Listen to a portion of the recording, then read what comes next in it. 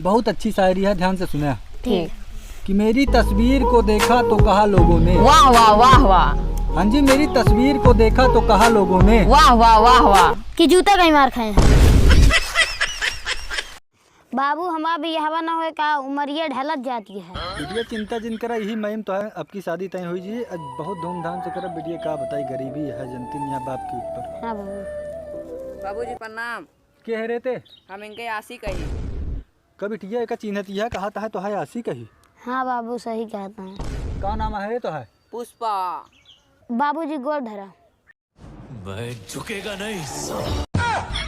झुकेगा नहीं, तारे आशिक बना है। का भैया जी तुम्हारे पास कोई गर्लफ्रेंड ना बका? नहीं यार, हमारे पास एको गर्लफ्रेंड ना बा यार।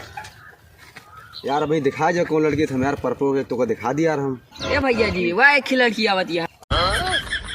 ए भैया रुको रुको रुको।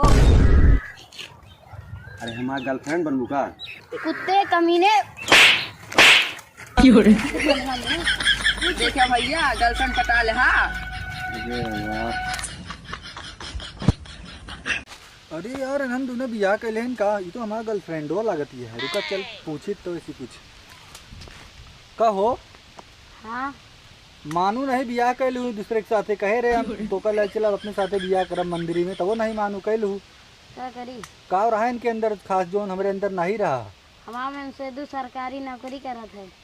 सरकारी नौकरी का हम हगा बाहित का?